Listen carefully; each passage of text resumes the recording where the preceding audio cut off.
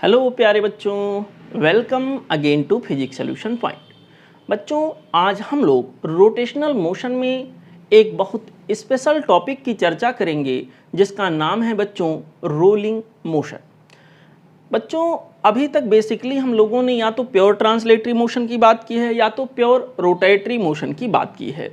इस बार हम लोग इस टॉपिक में क्या करेंगे, दोनों मोशन को मिक्स करेंगे, दोनों मोशन का रिजल्टेंट निकालेंगे कि अगर कोई बॉडी ऐसा हो जो ट्रांसलेटरी मोशन भी करे और ट्रांसलेटरी मोशन के साथ साथ रोटेशनल मोशन भी उसके अंदर हो जाए, तो बच्चों इन दोनों का मिक्सचर जो होगा, इन दोनों को मिक्स करने से जो मोशन प्राप्त होगा उसको बच्चों हम लोग रोलिंग मोशन का नाम देंगे।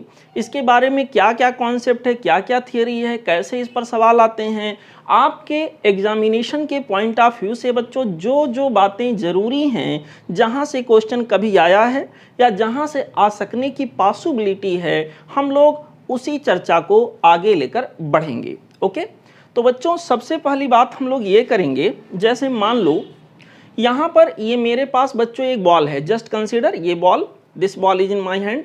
इसका रेड वाला पोर्शन ये देखिए बच्चों। यहाँ पर एक तो ये हो सकता है किसी सरफेस पर ये बिल्कुल ऐसे जाए, बिल्कुल यूं जाए, यहाँ पर इसमें किसी तरह का रोटेशन ना हो, इस तरह का मोशन ना हो, या किसी भी एक्सिस के प्रति इसमें रोटेशन ना हो बच्चों, इस तरह का मोशन इसके अंदर बिल्कुल ना हो, रोटेटरी मोशन बिल्कुल ना हो, केवल और केवल ट्रांसलेटरी मोशन हो। ये बॉल ऐसे जा रहा हो, ऐसे, इसको कहेंगे pure translatory motion. Translatory motion हो रहा है and there is no rotation, केवल ट्रांसलेटरी मोशन हो रहा है। इस बॉडी का, इस ब्लॉक का या इस बॉल का हर एक पॉइंट एक सीधी लाइन में आगे की ओर बढ़ रहा है। ओके, दूसरी खास बात ये बच्चों कि अगर हम यहाँ के अंदर एक बात करें कि ये कोई बॉल है और वो अपने ही एक्सिस पर बच्चों ऐसे देख लीजिए, अपने ही एक्सिस पर इस तरह से घूम रहा है, अपने ही एक्सिस के अबाउट घूम रहा है, ऐसे ऐसे ऐसे ऐसे घूम रहा है बच्चों। यहाँ पर इस तरह के मोशन को हम लोग प्योर रोटेशनल मोशन या प्योर रोटेटरी मोशन का नाम देंगे। ओके, यहाँ पर बच्चों अगर ये दोनों मोशन एक साथ होने लगे, अगर ये दोनों मोशन एक साथ होने लगे बच्चों, तो यहां पर उनका जो मिक्सचर होगा उसी को हम लोग रोलिंग मोशन का नाम देंगे। देखो यहां पर एक मोशन यूं, एक मोशन बच्चों यूं और एक मोशन यूं। ये देखिए जैसे किसी व्हीकल का बच्चों व्हील चलता है, पहिया चलता है, उसी तरह ये बॉडी को इसी आगे बढ़ने लगे इस तरह से। रोलिंग का मतलब तो आपको शाब्दिक मतलब इसका पता, वर्ड मीनिंग पता है बच्चों। यहाँ के अंदर क्या है, इस तरह का अगर ये रोल करते हुए आगे बढ़ता जाए, यानी आगे भी बढ़े और साथ साथ इसमें रोटेशनल मोशन भी होता रहे, तो बच्चों बॉडी के इस तरह के मोशन को हम लोग नाम देते हैं रोलिंग मोशन। उसमें भी कब प्योर रोलिंग मोशन होगा, कब इम्प्योर रोलिंग मोशन होगा, ठीक है, इन सब पर चर्चा हम लोग करेंगे। देखिए यहाँ पे बच्चों, यहाँ पे बेसिकली इस बॉडी के अंदर देखा जाए, हमने ऑलरेडी यहाँ 3 सिचुएशन बना रखे हैं। एक सिचुएशन में, पहले सिचुएशन में हम लोग ये देखेंगे कि अगर बॉडी प्योर ट्रांसलेटरी मोशन करे तो क्या हालचाल होगा। दूसरे सिचुएशन में बच्चों हम ये दिखाएंगे कि अगर बॉडी प्योर रोटेटरी मोशन करे तो क्या होगा, और यहाँ पर अगर इन दोनों मोशन को मिक्स कर दिया जाए तो यहाँ जो रोलिंग मोशन बनेगा उसका क्या हालचाल होगा, वो किस तरह का होगा, कहाँ पर कौन से पॉइंट की कितनी वेलोसिटी होगी, या क्या सिचुएशन यहाँ के अंदर बनेगा। बच्चों ध्यान से मेरी बात को समझने का प्रयास करो। देखो यहाँ पर सपोज करो बच्चों, ये पहला केस बच्चों मैं यहाँ दिखाने जा रहा हूँ प्योर ट्रांसलेटरी मोशन के लिए। This is for pure translatory motion, pure translatory motion. Okay, पहला जो मोशन मैं दिखाने जा रहा हूं वो प्योर ट्रांसलेटरी मोशन के लिए है बच्चों। अब इस पर ध्यान दीजिए, प्योर ट्रांसलेटरी मोशन होगा तो क्या होगा बच्चों। जब प्योर ट्रांसलेटरी मोशन होगा, अगर कोई rigid body pure translatory motion करे, सपोज करिए कोई पत्थर का टुकड़ा है, एक सीधी लाइन में जा रहा है, तो उस पत्थर के, उस स्टोन के पीस के अंदर जितने भी पार्टिकल हैं, सारे के सारे पार्टिकल उसी स्ट्रेट लाइन में जा रहे होंगे। मेरी बात को बच्चों बहुत ध्यान से आप लोग समझिएगा। ये टॉपिक बहुत समझने वाला है। अगर कोई रिजिड बॉडी किसी एक पर्टिकुलर लाइन के एलांग मोशन करता हुआ जाए तो उसमें रिजिड बॉडी का कॉन्सेप्ट यही होता है, उसमें बैठा हुआ हर एक पार्टिकल उसी लाइन में उसी वेलोसिटी से मोशन करेगा। यानी कि अगर दो पार्टिकल उसके अंदर ले लिए जाएं और एक पार्टिकल की रिलेटिव वेलोसिटी दूसरे के रेस्पेक्ट में पूछी जाए, रिजल्ट होगा 0, क्योंकि हर पार्टिकल एक ही दिशा में एक ही वेलोसिटी से जा रहे होंगे। मेरी बात को बच्चों ध्यान से समझिएगा। मेरे प्यारे बच्चों, व्हाट विल हैपन हियर, यहाँ पे सबसे पहले बॉडी के अंदर, ये रिजिड बॉडी है पूरा, यहाँ में जैसे मान लो एक फुटबॉल हो उस तरह का, या मान लो डिस्क हो उस तरह का एज्यूम कर सकते हो, या सिलेंडर हो मान लो उस तरह का, मतलब कोई ऐसी बॉडी जो रोल कर सके उस तरह का एग्जाम्पल आप ले सकते हो। मेरे प्यारे बच्चों, व्हाट विल हैपन, यहाँ सबसे पहले मैं फोकस करूंगा बच्चों इसके सेंटर ऑफ मास पे। ओके, इसका सेंटर ऑफ मास किसी वेलोसिटी से, जिस वेलोसिटी से बच्चों सेंटर ऑफ मास जा रहा होगा उसको मैं लिख देता हूं VCM, ऐसे लिख देता हूं। तो जितनी वेलोसिटी से सेंटर ऑफ मास जा रहा होगा उतनी वेलोसिटी से, उतने ही वेलोसिटी से यहाँ के अंदर इस बॉडी के अंदर का हर एक पार्टिकल स्ट्रेट लाइन में जा रहा होगा, because I am talking about pure translatory motion.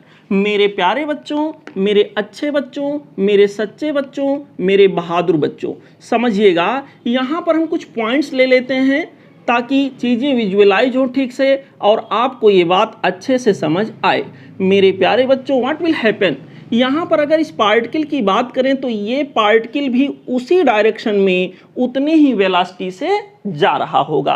बच्चों अगर यहाँ बैठे हुए किसी पार्टिकल की बात करें तो ये भी पार्टिकल उतनी ही वेलोसिटी से, सेम वेलोसिटी से, सेम डायरेक्शन में जा रहा होगा। यहाँ पर बच्चों इस VCM को हम V मान लेते हैं, वेलोसिटी ये सेंटर ऑफ मास है बच्चों, एंड दिस इज VCM, और VCM की वैल्यू हमने V मान रखा है। तो अगर V वेलोसिटी से सेंटर ऑफ मास जा रहा है तो V वेलोसिटी से यहाँ पर, क्योंकि ये प्योर ट्रांसलेटरी मोशन का केस है बच्चों, इस बॉडी के अंदर बैठा हुआ हर एक पार्टिकल उतनी ही वेलोसिटी से बच्चों आगे बढ़ रहा होगा। कहीं पर भी किसी भी जगह पेन रख दें इस बॉडी के अंदर या सरफेस पर तो बच्चों वहाँ का पार्टिकल उतनी ही वेलोसिटी से उसी डायरेक्शन के लॉन्ग मोशन कर रहा होगा। This is pure translatory motion. अब देखिए सिमिलरली अगर हम बच्चों यहाँ पर प्योर रोटेटरी मोशन की बात करें तो क्या होगा। यहाँ पर इस बार बच्चों हम लोग जो बात करेंगे this will be for pure rotatory motion, pure rotatory motion. Okay, देखते हैं व्हाट विल हैपन हियर।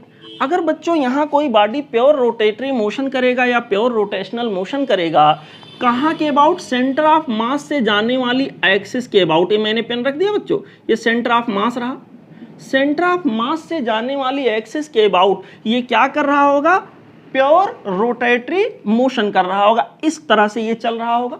ठीक है बच्चों, यहाँ पर क्या होगा कि जब ये इस तरह का चल रहा होगा तो कोई एंगुलर वेलोसिटी से चल रहा होगा। जितने एंगुलर वेलोसिटी से बच्चों यहाँ पर क्या होगा, ये पॉइंट आगे बढ़ रहा होगा, उतने एंगुलर वेलोसिटी से ये पॉइंट, रिजिड बॉडी, कोई भी रिजिड बॉडी अगर बच्चों मोशन करता है, प्योर रोटेटरी मोशन करता है, तो उसके अंदर जितने पार्टिकल होते हैं सबकी एंगुलर वेलोसिटी क्या होती है, सेम होती है। ठीक है, तो यहाँ पर मैं ऐसी ही चर्चा यहाँ के अंदर बच्चों करने जा रहा हूँ। देखिएगा, मैं ऐसे बच्चों लाइन ले लेता हूँ, देखो दो परपेंडिकुलर डायमीटर, ताकि यहाँ समझाना आसान हो जाए। यहाँ पर कुछ पॉइंट्स एज्यूम कर लेता हूँ। ठीक है, पॉइंट्स एज्यूम कर लेता हूँ।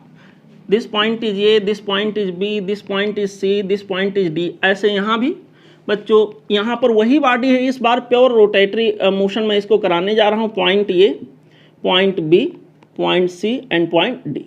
देखो बच्चों अगर ये प्योर रोटेटरी मोशन करेगा तो यहाँ वाले पार्टिकल की लीनियर वेलोसिटी चलो कुछ होगी, यहाँ वाले पार्टिकल की लीनियर वेलोसिटी कुछ होगी, यूं ये घूम रहा है कितने एंगुलर वेलोसिटी से, ओमेगा।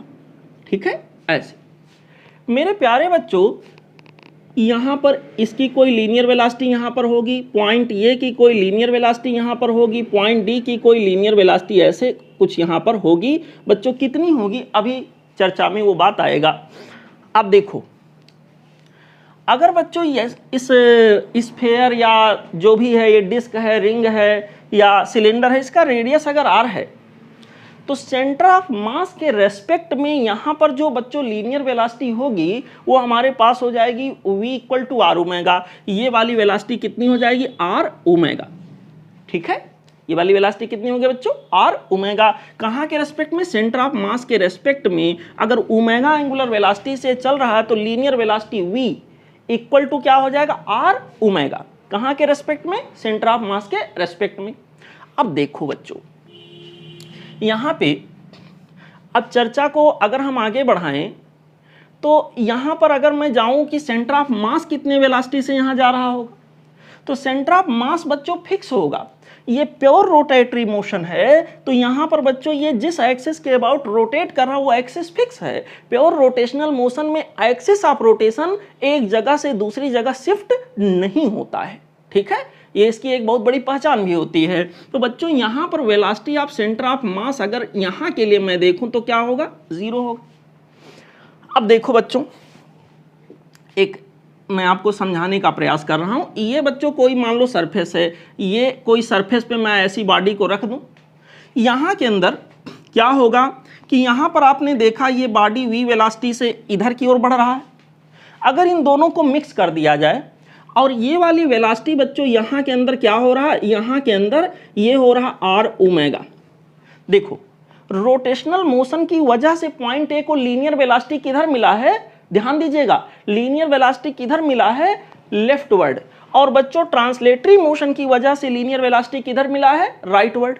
अब बच्चों अगर ऐसा हो जाए, मान लो सपोज करो कि अगर बच्चों v greater than R omega हो, दिमाग लगाकर सोचो, अगर v equal to R omega हो तो बच्चों ये जो v वेलोसिटी है बॉडी को आगे की ओर खींचना चाहता है, घसीटना चाहता है ऐसे, और ये बच्चों इधर लाना चाहता है, लेकिन v greater than R omega कर दिया तब तो ये बच्चों फिसलने लगेगा, इसके ऊपर स्लाइड करने लगेगा, क्योंकि ये वेलोसिटी डोमिनेट कर जाएगा, इसको आगे खींच लेगा।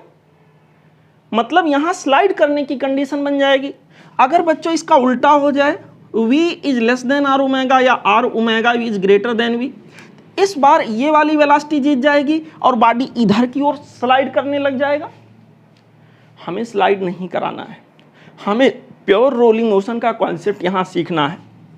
बच्चों अगर ये कंडीशन है तो फॉरवर्ड डायरेक्शन में बॉडी स्लाइड करने लगेगी, क्योंकि ये वाली वेलोसिटी जीत जा रही है। अगर ये वाली कंडीशन है तो ये बॉडी बैकवर्ड डायरेक्शन में स्लाइड करते हुए आगे बढ़ेगा। बच्चों यहाँ के अंदर इधर ये स्लाइड करने लगेगा। लेकिन अगर वेलोसिटी ऐसा हो जाए कि v equal to R omega, ये वाली वेलोसिटी इसके जस्ट इक्वल हो जाए, तो बच्चों इस पॉइंट की नेट वेलोसिटी क्या हो जाएगी? 0। समझ में आ रहा बच्चों? ये जो पॉइंट यहाँ ग्राउंड के कांटेक्ट में इन्फेक्ट होगा उसकी लीनियर वेलोसिटी क्या आ जाएगी? Net velocity 0। अगर दिस इक्वल टू दिस हो जाए तो बच्चों इसका मतलब ऐसा सिचुएशन अगर बनेगा v equal to R omega का, तो क्या होगा जानते हो? ऐसी परिस्थिति में ये वाला पॉइंट का नेट वेलोसिटी क्या हो जाएगा? 0। ये वाले पॉइंट का बच्चों नेट वेलोसिटी क्या हो जाएगा? 0 हो जाएगा।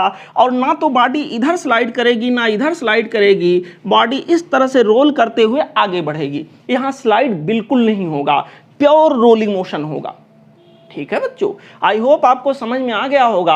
अगर v ज्यादा हो गया आर ओमेगा से, v ज्यादा हो गया आर ओमेगा से, दोनों को एक साथ मिला के देख रहा हूं, तो बच्चों यहां के अंदर क्या होगा कि ये बॉडी स्लाइड करने लगेगी फॉरवर्ड डायरेक्शन में।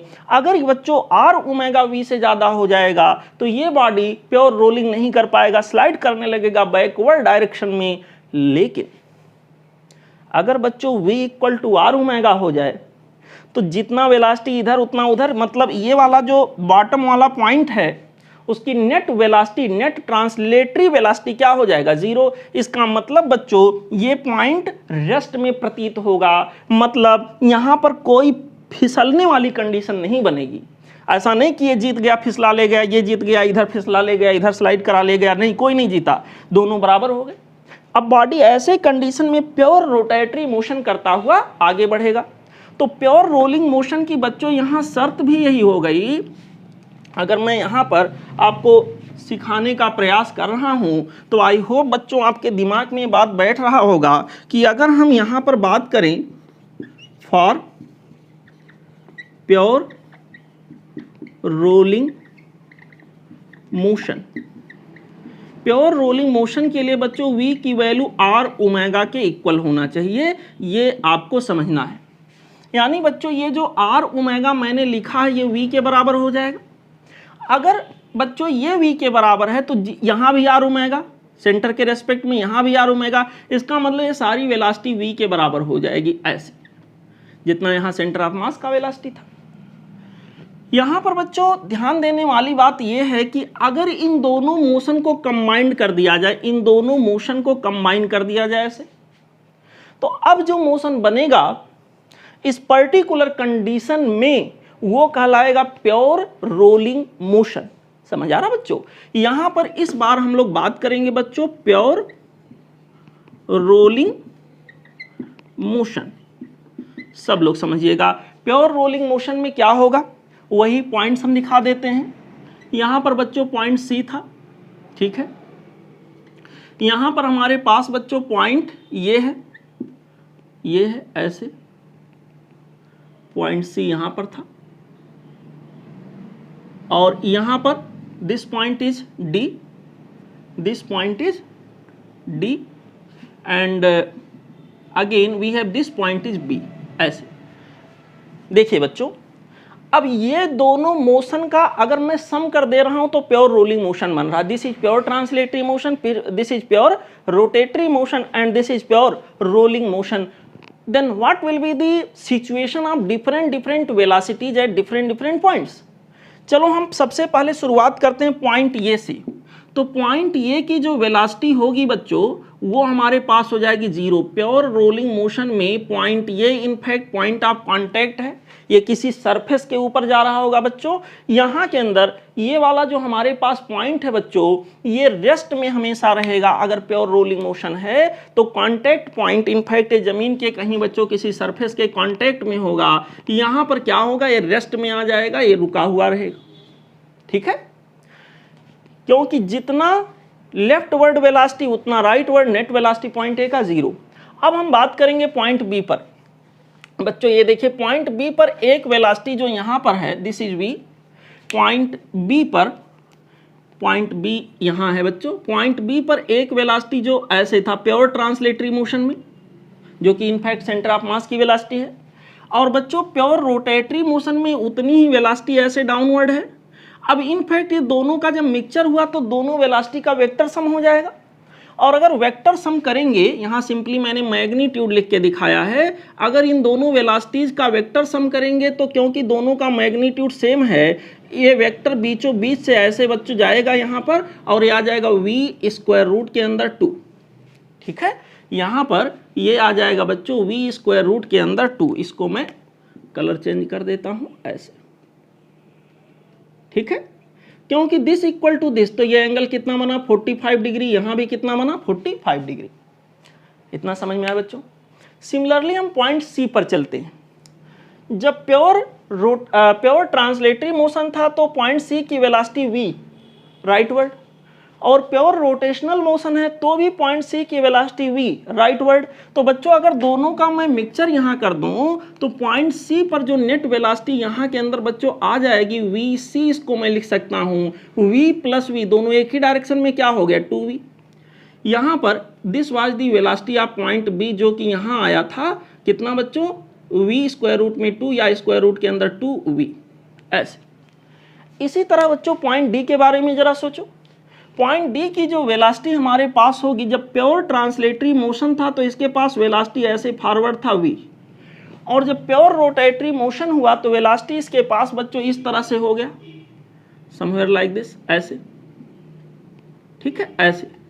यहाँ पर बच्चों अब देखो दोनों वेलोसिटी इक्वल और दोनों की डायरेक्शन एक दूसरे के परपेंडिकुलर, तो इनका जो नेट रिजल्टेंट होगा इनके बीचों बीच से बच्चों ऐसे 45 डिग्री एंगल बनाता हुआ जाएगा, बीचों बीच से 45, बीचों बीच से मतलब 45 डिग्री के एंगल पर होगा, और ये हो गया VD जिसकी की वैल्यू हो जाएगी v स्क्वायर रूट 2 या स्क्वायर रूट 2v, ठीक है ऐसे हो गया बच्चों। इस तरह से डिफरेंट पॉइंट की वेलोसिटी प्योर रोलिंग मोशन में हम लोगों ने देख लिया। तो अब तक के डिस्कशन से हमें क्या समझ आया बच्चों? अब तक के डिस्कशन से समझ में एक बात ये आया कि जब यहाँ पर प्योर ट्रांसलेटरी मोशन, एक बार हम ये सोचें कि अगर कोई बॉडी प्योर ट्रांसलेटरी मोशन करे तो क्या स्थिति है, फिर दूसरी बार प्योर ट्रांसलेटरी मोशन को भूलकर हम ये सोचें कि अगर वही बॉडी प्योर रोटेटरी मोशन करे तो क्या सिचुएशन होगा, और फिर दोनों को मिक्स कर दें। और दोनों को मिक्स करने के बाद बच्चों यहाँ पर जो मोशन हमारा बनेगा इसको हम कहेंगे प्योर रोलिंग मोशन। समझ आया बच्चों, क्या बोलेंगे? Pure rolling motion. This is nothing but this is pure rolling motion. समझ आया बच्चों? प्योर रोलिंग मोशन के लिए ये शर्त है कि यहाँ की वेलोसिटी के इक्वल हो जाए, ताकि ये जो पॉइंट ऑफ कांटेक्ट है, जो ग्राउंड के कांटेक्ट में या कह लीजिए किसी सरफेस के कांटेक्ट में इनफेक्ट होगा, उसकी वेलोसिटी क्या होगी? 0 होगी, वो हमेशा रेस्ट में प्रतीत होगा। ठीक है बच्चों, अगर ये नहीं है, ऐसा कंडीशन नहीं मेंटेन हो रहा है, तो प्योर रोलिंग मोशन का केस नहीं होगा। प्योर रोलिंग मोशन नहीं होगा, रोलिंग करते करते वो थोड़ा बहुत स्लाइड भी करता रहेगा, आइदर बैकवर्ड और फॉरवर्ड। समझ में आ रहा बच्चों? अच्छा, डिफरेंट पॉइंट पर प्योर रोलिंग मोशन में कितनी वेलोसिटी होगी बच्चों, मैंने आपको बताया। यहाँ जो वी यूज किया गया है वह वी इनफैक्ट क्या है? वेलोसिटी ऑफ सेंटर ऑफ मास है। समझ आए? अब एक और छोटी सी बात आप लोग समझिएगा बच्चों, फ्रिक्शन का यहाँ कॉन्सेप्ट आता है। फ्रिक्शन, आपसे एक सवाल आएगा, क्या रोलिंग मोशन करने के लिए फ्रिक्शन जरूरी है? यस बच्चों, फ्रिक्शन जो है ये कंपल्सरी है, कंपल्सरी। यहां पर बच्चों compulsory to start rolling motion. Rolling motion कुछ परिस्थितियों में स्टार्ट करने के लिए जरूरी होता है बच्चों, स्टार्ट के दौरान रहेगा, कुछ देर बाद खत्म हो जाएगा और रोलिंग मोशन कंटिन्यू रहेगा। तो यहां पर हम ये कहें कि फ्रिक्शन कंपल्सरी है रोलिंग मोशन के लिए, उतना उचित नहीं होगा। हम कहेंगे फ्रिक्शन कंपल्सरी है रोलिंग मोशन को स्टार्ट करने के लिए। ठीक है, अगर कहीं पर किसी इंक्लाइंड सरफेस पे रोलिंग मोशन हो रहा है, अगर बच्चों किसी इंक्लाइंड सरफेस पे रोलिंग मोशन हो रहा है, तो इंक्लाइंड सरफेस पे रोलिंग मोशन अगर होगा तो फ्रिक्शन वहां जरूर होगा। ठीक है, यहां पर बच्चों इसी फ्रिक्शन के बारे में हम बात करें कि फ्रिक्शन जो हमारा होगा ये कंपल्सरी होगा, कंपल्सरी ये जरूर यहां आ रहा होगा फॉर रोलिंग मोशन। और कहां पर rolling motion? On an inclined plane. ये कुछ पॉइंट्स हैं जो आपको याद रखने हैं, मैं यहां लिख दिया हूं बच्चों। देखिए, friction this is compulsory to start rolling motion. जरूरी नहीं कि फ्रिक्शन हमेशा लगे। मान लो हॉरिजॉन्टल कोई सरफेस है और रोलिंग मोशन कांस्टेंट वेलोसिटी से हो रहा है, कांस्टेंट एंगुलर वेलोसिटी से हो रहा, मतलब एंगुलर वेलोसिटी को ना तो बढ़ाने वाला कोई ना तो घटाने वाला, लेकिन हाँ स्टार्ट करने के लिए फ्रिक्शन जरूर आता है और थोड़ी देर बाद फ्रिक्शन खत्म हो जाता है, उसका कुछ कॉन्सेप्ट होता है। यहाँ पर बस आप इतना अभी यहाँ के लिए जान लीजिए। यहाँ पर बच्चों फ्रिक्शन, अगर वही रोलिंग मोशन किसी इंक्लाइंड प्लेन पर हो, ठीक है बच्चों, तो उसके लिए फ्रिक्शन होना बहुत जरूरी है। पूरे मोशन के दौरान फ्रिक्शन वहां पर जरूर होगा। और एक और खास बात, बहुत जरूरी बात, यहां पर बच्चों जो फ्रिक्शन लगता है रोलिंग मोशन के केस में, जो फ्रिक्शन लगता है बच्चों ना, वो कौन सा फ्रिक्शन होता है? स्टैटिक, डायनेमिक, कैसा? तो बच्चों बड़ा ही अजीब बात है, वो वाला फ्रिक्शन जो हमारे पास होता है स्टैटिक फ्रिक्शन होता है। आप पूछोगे कैसे? क्योंकि जिस पॉइंट पे फ्रिक्शन लगता है बच्चों वो पॉइंट तो रेस्ट में है, जिस पॉइंट पर फ्रिक्शन लग रहा होता है वो पॉइंट तो रेस्ट में है, इसलिए जो फ्रिक्शन रोलिंग मोशन में लग रहा होता है बच्चों उसको हम लोग यहाँ स्टैटिक फ्रिक्शन के रूप में देखेंगे। स्टैटिक फ्रिक्शन का कॉन्सेप्ट उसके लिए हम लोग लगाएंगे। ठीक है बच्चों, तो ये कुछ पॉइंट्स थे अभी के लिए। बाकी रोलिंग मोशन में क्या क्या खास बातें हैं और इसके बारे में थोड़ा सा हम लोग जानने का प्रयास करते हैं। बच्चों देखो, पहली बात, rolling motion is the sum of the pure translatory motion plus pure rotatory motion. Pure translatory motion में बॉडी के अंदर हर पार्टिकल सेम वेलोसिटी से सेम लाइन के अलोंग मोशन करेगा, जो सेंटर ऑफ मास की वेलोसिटी होगी वही हर पॉइंट की वेलोसिटी होगी। यहाँ पर बच्चों प्योर रोलिंग मोशन में हमारे पास क्या होगा, माफ करिएगा, प्योर रोटेटरी मोशन में हमारे पास क्या होगा, यहाँ एक्सिस इसका फिक्स रहेगा और एक्सिस के अबाउट, एक्सिस जो कि इसके सेंटर ऑफ मास से जा रहा है, एक्सिस के अबाउट सारे पॉइंट सेम एंगुलर वेलोसिटी से यहाँ चल रहे होंगे, सेम एंगुलर वेलोसिटी से रोटेट कर रहे होंगे। ओके, यहाँ के अंदर बच्चों फिर इन दोनों को मिक्स करने से बन जाएगा प्योर रोलिंग मोशन। यहाँ प्योर रोलिंग मोशन के केस में बच्चों ये कॉन्सेप्ट बहुत जरूरी है, this velocity is equal to this one. यहाँ पर ये वेलोसिटी आर ओमेगा था जो कि इसके बराबर होगा, इसीलिए मैंने यहाँ क्या लिख दिया, वी। अब जो वी यहाँ वही हर जगह है। अच्छा, यहाँ पर जब बच्चों हम इस मोशन को लिखते हैं तो हमेशा सेंटर ऑफ मास का नाम लेते हैं, क्योंकि इतने पार्टिकल बॉडी के अंदर होते हैं, हर एक पार्टिकल की स्टडी बार बार हम नहीं कर सकते। यहाँ पर हम कहेंगे rolling motion is the sum of pure translatory motion of centre of mass plus pure rotatory motion about centre of mass. ठीक है बच्चों, pure translatory motion of centre of mass and pure rotatory motion about the axis passing through centre of mass. यहाँ पर बच्चों जो बनेगा resulting motion that will be pure rolling motion. अब देखो यहाँ पर बच्चों ये जो पॉइंट ऑफ कांटेक्ट है, पॉइंट ऑफ कांटेक्ट जो हमारे पास है, अगर हम पूछे रोटेटरी मोशन का एक्सिस कहाँ से जा रहा है, तो प्योर रोटेटरी मोशन का एक्सिस ये रहा जो कि सेंटर ऑफ मास से जा रहा है। लेकिन अगर हम पूछें रोलिंग मोशन का एक्सिस कहाँ से जा रहा है, कौन सी एक्सिस के अबाउट रोलिंग मोशन हो रही है, तो वह एक्सिस ये होगा बच्चों। ठीक है, वो एक्सिस ये होगा। समझ आ रहा है बच्चों, यहाँ पर यानी पॉइंट ऑफ कांटेक्ट से रोलिंग मोशन का, प्योर रोलिंग मोशन का जो एक्सिस होगा बच्चों, वो पॉइंट ऑफ कांटेक्ट से होकर जाएगा। मान लो 3D बॉडी का केस है, 3D बॉडी जैसे स्फीयर, तो बच्चों यहाँ पर पॉइंट ऑफ कांटेक्ट जो हमारा है, मान लो ये ऐसे जा रहा था, पॉइंट ऑफ कांटेक्ट जो हमारा है यहाँ पर कहीं होगा। बच्चों पॉइंट ऑफ कांटेक्ट ये है, तो इसका जो हमारे पास, मान लीजिए सपोज करिए बच्चों, सपोज करिए बच्चों ये रहा सरफेस, और इस सरफेस के ऊपर कोई बॉडी इस तरह से रोल करते हुए जा रहा है। ये 3D बॉडी है, तो इसका जो एक्सिस होगा, ये देखिए ये रहा बॉडी, ये यूं जा रहा था आगे, यहाँ पर बच्चों इसका जो एक्सिस होगा ऐसे पास होगा। तो रोलिंग मोशन का जो एक्सिस होगा वो पॉइंट ऑफ कांटेक्ट से पास होगा, बॉटम मोस्ट पॉइंट से पास होगा, और यहाँ पर फिलहाल हमारे बोर्ड के प्लेन के परपेंडिकुलर होगा। लेकिन इस 3D बॉडी के रेस्पेक्ट में देखें तो यहाँ पर हम इसके टेंजेंशियल बोल सकते हैं। अगर यहीं पर 2D बॉडी का केस है, मान लो कोई डिस्क है बच्चों, इस तरह से ये रोल करते हुए आगे बढ़ रहा है, यहाँ पर बच्चों इस तरह से रोल करते हुए आगे बढ़ रहा है, तो ये जो हमारे पास एक्सिस इसका होगा ऐसे जाएगा। 2D बॉडी के केस में हम कहेंगे 2D बॉडी अगर रोलिंग मोशन कर रहा है तो बच्चों उसका रोलिंग मोशन का जो एक्सिस होगा पॉइंट ऑफ कांटेक्ट से पास होगा, और यहाँ 2 डायमेंशनल जो बॉडी है उसके प्लेन के कैसे होगा बच्चों, परपेंडिकुलर होगा। ठीक है, टेंजेंशियल होगा और परपेंडिकुलर होगा। 3D बॉडी में बच्चों परपेंडिकुलर शब्द यूज करना ठीक नहीं होगा। अच्छा, यहाँ पर इसके अलावा क्या क्या यहाँ पर खास बातें होती हैं बच्चों, आइए और थोड़ा सा समझने का प्रयास करते हैं।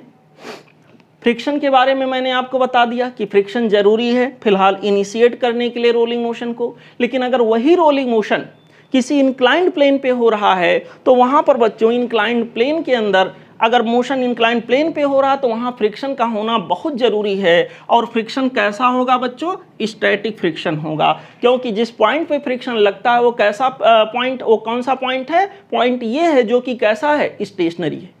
ठीक, इतनी बातें आप समझ गए बच्चों। इसके अलावा और कुछ बातें हैं खास, आइए ज़रा देखते हैं। मैं थोड़ा जगह बना लूँ, इसको हटा देता हूँ।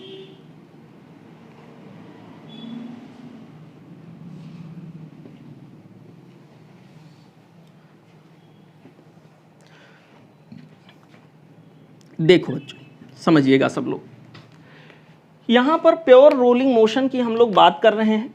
प्योर रोलिंग मोशन होगा तो क्या होगा, कैसे होगा, कहाँ पर क्या कहानी बनेगी, ये सारी चर्चाएं हम लोग बच्चों कर रहे हैं। चलिए देखते हैं। यहाँ पे बच्चों मान लीजिए ये हमारा बॉडी है, फिर से बना देते हैं एक। यहाँ पर बच्चों कोई डिस्क नुमा या स्फेयर नुमा कोई बॉडी ऐसे जो रोलिंग मोशन कर सकता हो। हम एग्जांपल ऐसे बॉडी का लेंगे जो रोलिंग मोशन कर सके। ओके, यहाँ पर बच्चों इस तरह से सिचुएशन बन रहा है। देखिए, ये रहा सेंटर ऑफ मास, ये दो मैं परपेंडिकुलर डायमीटर यहाँ बना दे रहा हूँ। ये जो हमारे पास पॉइंट है, पॉइंट ये, this is point of contact, this is point of contact, समझिएगा सब लोग। यहाँ पे बच्चों इस पॉइंट को फिलहाल हम लोगों ने सी माना था, यहाँ पर ये, यहाँ पर पॉइंट को हमने बी दिखाया था और यहाँ पर पॉइंट को हमने डी दिखाया था। ऐसे अगर मुझे यहाँ पर पॉइंट सी की वेलोसिटी लिखनी, ये सेंटर ऑफ मास है बच्चों, सेंटर ऑफ मास की वेलोसिटी लिखनी हुई थी, ये मेरे पास हो गया था VCM।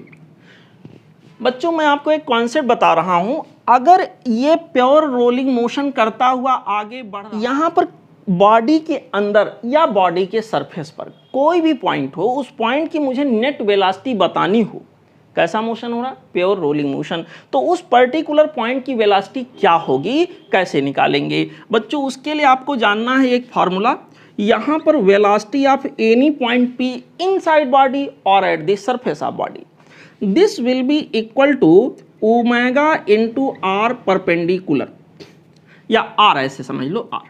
अब अभी समझ में आ जाएगा परपेंडिकुलर मैंने क्यों लिखा था। अभी फिलहाल इतना जानो, ओमेगा हर पॉइंट का सेम है, आपको पता है, pure rotatory motion plus pure translatory motion का सम प्योर रोलिंग मोशन है। यहाँ ओमेगा हर पॉइंट का क्या होगा, सेम होगा।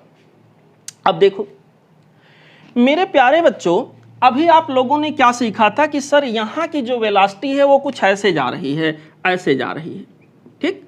अगर इसको मैं बॉटम से मिला दूं बच्चों, यहाँ मैं बॉटम से इसको मिला दूं, ये वाली दूरी, ये वाली जो यहाँ बच्चों मिलाने वाली लाइन है, आप देखिए इस वेलोसिटी वेक्टर जो यहाँ पर पॉइंट बी पर वेलोसिटी आया था, इस वेलोसिटी वेक्टर के क्या होगा, परपेंडिकुलर। कॉन्सेप्ट ये कहता है कि अगर बॉटम से हम किसी भी पॉइंट को मिला दें, किसी अदर पॉइंट को बॉडी के अंदर मिला दें, तो उस पर्टिकुलर पॉइंट पे जो नेट वेलोसिटी होगी उस मिलाने वाली लाइन के कैसे होगी, परपेंडिकुलर। जैसे मान लो मैं बच्चों यहाँ पर पॉइंट सी से मिला दूं, बॉटम को ऑलरेडी मिला हुआ है, यहाँ पर बच्चों पॉइंट सी से मिला दूं, तो पॉइंट सी पर जो वेलोसिटी थी वो आप देख सकते हो, यहाँ के अंदर क्या था, पॉइंट सी की वेलोसिटी फिलहाल वैल्यू 2v था, यहाँ पर इसको फिलहाल मैं vc लिख देता हूँ। vc की जो वैल्यू बच्चों यहाँ के अंदर होगा वो तो बाद में हम देखेंगे, बशर्ते अभी हम डायरेक्शन की बात कर लेते हैं। यहाँ पर vc की जो डायरेक्शन होगी पॉइंट ऑफ कॉन्टैक्ट से मिलाने वाली लाइन के कैसे होगी, परपेंडिकुलर। यहाँ पर पॉइंट डी की वेलोसिटी अगर देखें तो बच्चों इस तरह से कहीं पर जा रहा था, this was the velocity of point D. अगर उसको हम पॉइंट ऑफ कॉन्टैक्ट से मिला दें बच्चों, तो ये 45, ये 45, यहाँ पर ये एंगल मेरे पास हो गया 90 डिग्री ऐसे। यहाँ पर अगर हम सेंटर ऑफ मास से मिला देते हैं, ऑलरेडी मिला हुआ है पॉइंट ऑफ कॉन्टैक्ट को, तो यहाँ पर जो नेट वेलोसिटी होगी सेंटर ऑफ मास की, वो बच्चों मिलाने वाली लाइन के परपेंडिकुलर होगी। तो आप लोग एक चीज़ दिमाग में बैठा लो, प्योर रोलिंग मोशन अगर हो रहा है और पॉइंट ऑफ कांटेक्ट को हम किसी भी पॉइंट से मिलाएं, यहाँ 4 पॉइंट मैंने दिखाए हैं, लेकिन और भी असंख्य पॉइंट यहाँ हो सकते हैं, मिलियंस ऑफ पॉइंट्स हो सकते हैं बच्चों। किसी भी पॉइंट को मिलाओगे पॉइंट ऑफ कांटेक्ट से, तो उस पर्टिकुलर पॉइंट की जो वेलोसिटी होगी वो उसकी डायरेक्शन मिलाने वाली लाइन के हमेशा परपेंडिकुलर होगा। यहाँ पर आप देख सकते हो, इसी को बच्चों मैंने यहाँ आर लिखा है, दिस इज आर, ठीक है। अब जरा हम यहाँ पर इस कॉन्सेप्ट को यूज करके, वैसे तो मैंने आपको दिखा दिया है, जरा इस कॉन्सेप्ट को यूज करके देखिए मेरे प्यारे बच्चों। पहली बात ये हो गया, VP will be directly proportional to small r, यानी मिलाने वाली लाइन उस पॉइंट को जितनी ज़्यादा लेंथ की होगी, जितने ज़्यादा मैग्नीट्यूड की होगी बच्चों, उस पॉइंट का लीनियर वेलोसिटी उतना ही ज़्यादा होगा। समझ आया बच्चों? क्योंकि ओमेगा हर पॉइंट के लिए क्या है, सेम है। मेरे प्यारे बच्चों, मेरे अच्छे बच्चों, मेरे सच्चे बच्चों, मेरे बहादुर बच्चों, मान लो पॉइंट ये की बात करूं, ओमेगा इंटू पॉइंट ये को पॉइंट ये से मिलाने वाली लाइन, मतलब यहाँ आर परपेंडिकुलर या आर की वैल्यू क्या हो गया 0, वेलोसिटी ऑफ पॉइंट ये क्या आ गया 0, जो ऑलरेडी हमें पता था, कोई नई बात नहीं है, बस वेरीफाई कर रहे हैं बच्चों। यहाँ के अंदर मान लो पॉइंट बी की बात करें, velocity of point B omega into point B को मिलाने वाली जो लाइन है स्मॉल आर, कैपिटल आर और स्मॉल आर, पाइथागोरस थ्योरम से निकालेंगे तो आ जाएगा आर स्क्वायर रूट के अंदर 2 और omega into r, omega into r that will be equal to VCM, that is equal to V।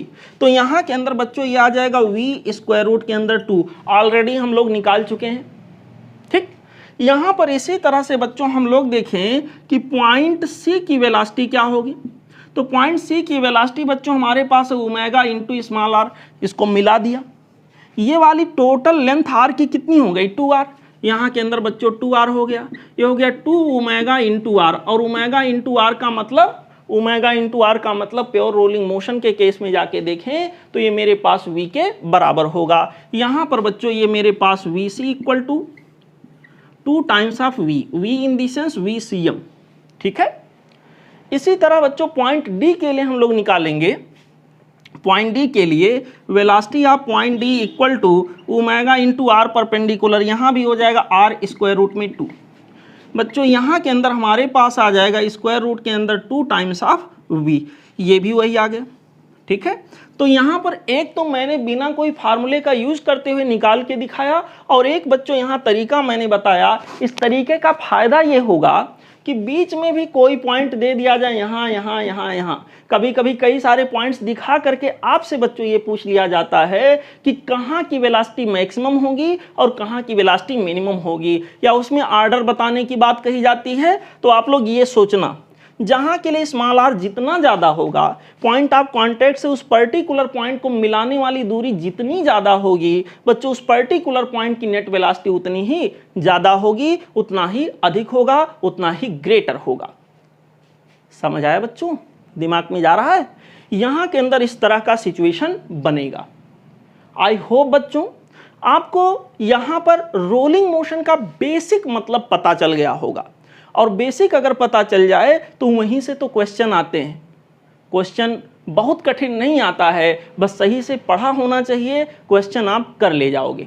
Okay बच्चों, ठीक है, तो इतनी बातें आई होप आप समझ गए।